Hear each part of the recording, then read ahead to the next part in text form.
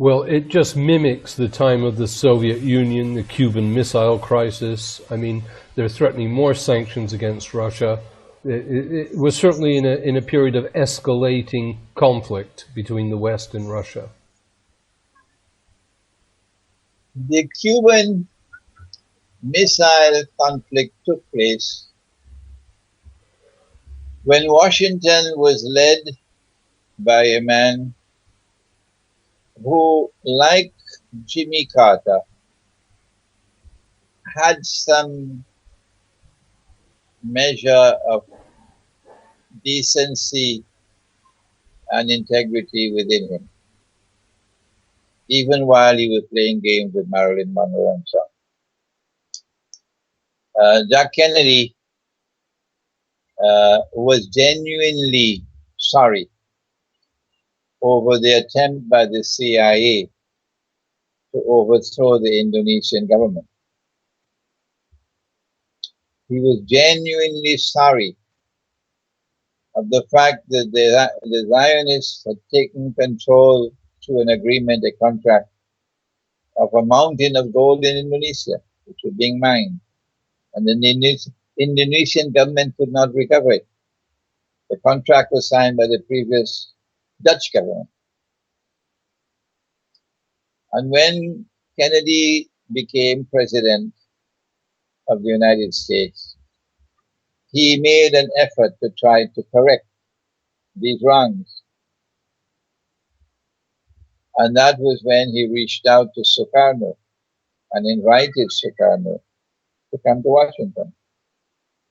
And to his credit, Sukarno was courageous enough to accept the invitation because there was a lot of hatred for the United States in Indonesia. After all, the Indonesians had shot down an aeroplane and captured the pilot, the American pilot who worked for the CIA. And when they captured that pilot, and he confessed that I worked for the CIA, and this is a CIA plot to overthrow the government, that man would have faced a death penalty in Indonesia. His wife in the United States appealed to Sukarno to forgive her husband and set him free. And Sukarno showed magnanimity by forgiving the man and sending him back to his wife. There was a lot of hatred for the United States in Indonesia. So when Kennedy invited Sukarno, it was a surprise that Sukarno accepted. A surprise that the invitation was extended, and a surprise that he accepted. And the Zionists didn't like that one bit. And don't you ever forget that the Soviet Union was created by the Zionists. When Sukarno went to the United States, they planned for him, the press, the media, to try to destroy him at the very beginning. So at the first press conference, they cornered him. Mr. President, what's the difference between an American politician and an Indonesian politician? The question was loaded because they wanted to have a discussion on American democracy and Indonesian democracy. That's what they wanted. Sukarno had a brilliant reply. He said, American politicians kiss the baby and shake the mother's hands. Indonesian politicians shake the baby's hand and kiss the mother's. The Zionist press was appalled because there was no way they could respond to this man. The rest of America was laughing. The rest of America loved him. Jack Kennedy loved him because both Jack Kennedy and Sukarno loved women. And he didn't have any problem for the rest of his talk. Jack Kennedy supported Sukarno for Indonesia to recover control of the gold, the mining of gold. The Zionists didn't like that. And so when Kennedy was assassinated, and thank Allah that we now have a confession from Jackie Kennedy herself, Jacqueline Kennedy, that she says, I suspect Lyndon Johnson to be the man who was a part and parcel of the assassination of my husband. She just said that. It just came out. As soon as Kennedy was assassinated, what's the first thing that Johnson did? The very first thing that Johnson did was to reverse American policies on Indonesia. That's what the first thing. The Cuban Missile Crisis has to be understood in the context of a Zionist world order which is becoming increasingly...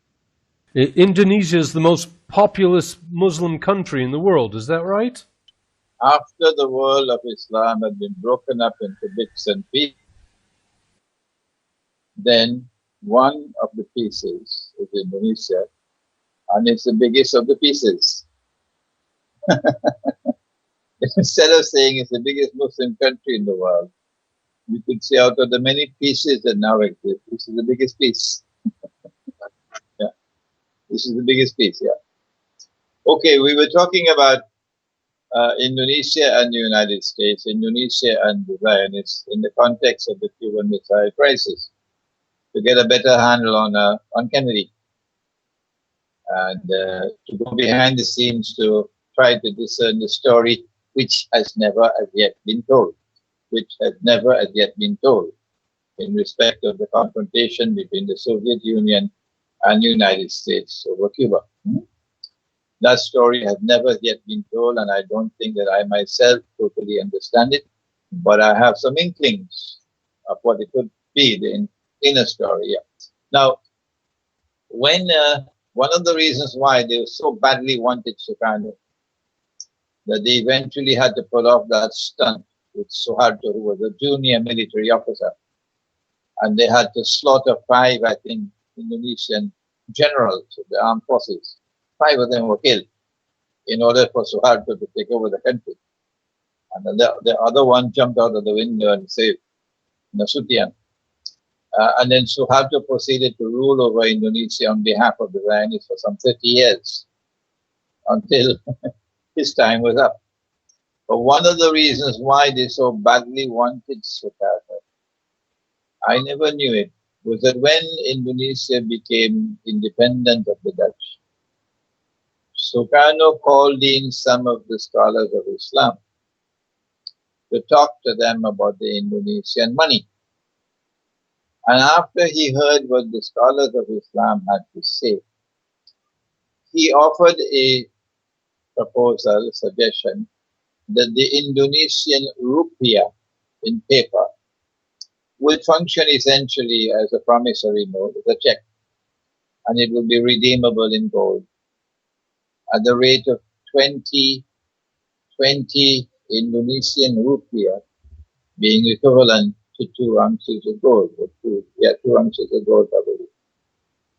A scholar, an Indonesian scholar, wrote a book on the gold dinar and the silver dirham in the context of Indonesia.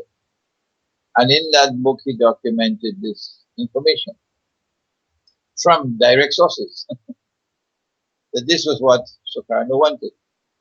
But this is not what the Zionists wanted. No.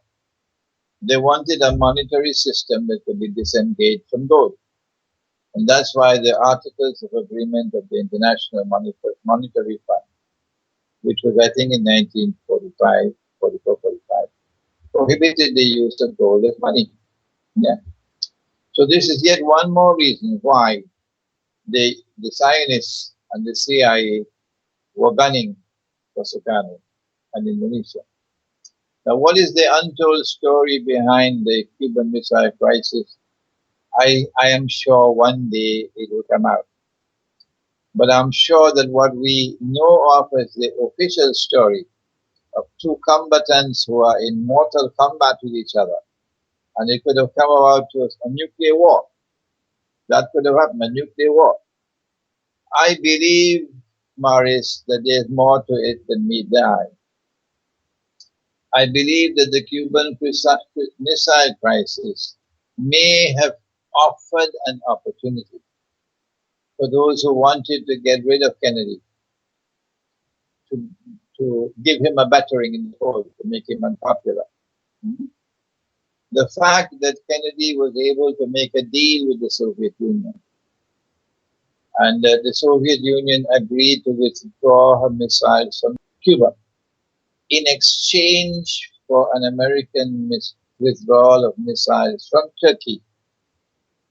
That agreement was never published. The world never knew about that agreement. All that the world knew was that the Soviet Union had agreed to withdraw her missiles from Turkey, from Cuba.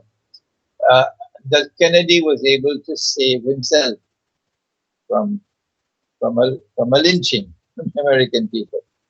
I hope that one day that story will come out of what was the behind the scenes in the Cuban Missile Crisis. But the Soviet Union acted on behalf of the Zionists, clearly, without any doubt, in handing over Crimea to Ukraine in 1954. And then the Zionist plan unfolded with the dismantling of the Soviet Union, so that NATO could then take over all the states in the Soviet Union, former Soviet Union, which were not a part of Russia. And NATO proceeded to do precisely that. But the apple of all was Ukraine, to get Ukraine to become a member of NATO. If Ukraine could become a NATO member, by Russia in Crimea. And that's what happened last December up to April with the demonstrations in Kiev, and eventually the Ukrainian president having to flee. The way Russia responded, I told you, gave to the Zionists the most significant setback they've ever experienced in their history, with the loss of Crimea. So Russia remains firmly in control of a naval base, and Russia remains a naval power in the Black Sea. Now all that remains is for the drama to play out in Ukraine, which eventually might lead to the big war. Might lead. Zionists have to choose when they want to have big war. But Russia is showing that she's not prepared to back down. No, she's not prepared to back down. And she's going to give you tit for tat. Every single ruse and deception you use against her, she'll use it against you. And so she's doing that now in Ukraine.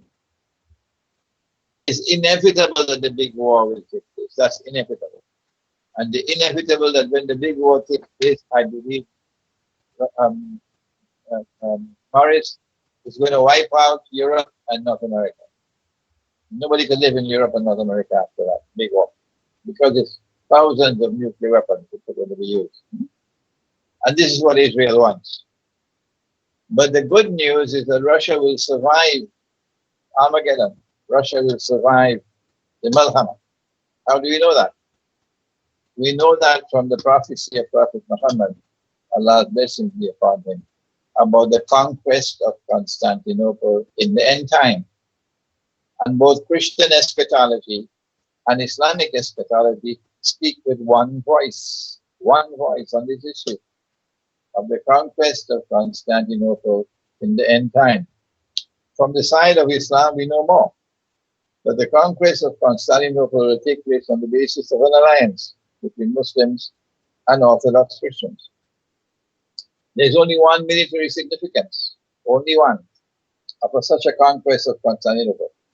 It break the back of NATO in Constantinople, and therefore release the Bosphorus from the control of the Zionists.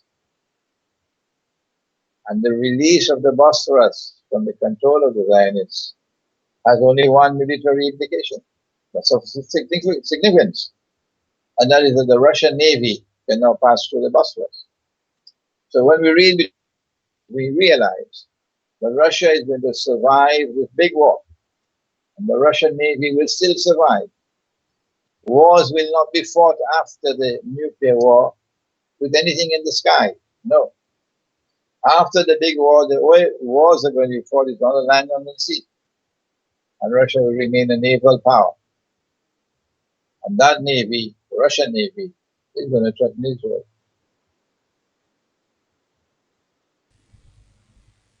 Quite an education, and an amazing parallel with the Cuban Missile Crisis and what is happening today with Ukraine. I mean, NATO would gladly put missiles in Ukraine. In the case of the Cuban Missile Crisis, Russia was still under the control of a Zionist-created Soviet Union. So the Zionists had control on both sides. But with Kennedy, that control is beginning to slip out of their hands. And we saw a dramatic example of that in Kennedy's relationship with Sukarno in Indonesia. This story of Kennedy and Sukarno is still so sensitive that the man who wrote that book, let me show it to you, hold on a minute. His name is Sheikh Al-Faroji. He's Indonesian. And this is his book. This is his book. Yeah. Sheikh Al-Faroji. It is not in English. It is in Indonesian. But he gave me a copy. This is the manuscript, not the published one. It's still being published. Manuscript form. The Return of Dinar Dirham by Sheikh Al-Faroji Asmar Khan, who's Hafiz al-Quran. That book had to be censored in order to be published. And he had to take out of the book certain portions of the thing that I've just mentioned in my interview with you.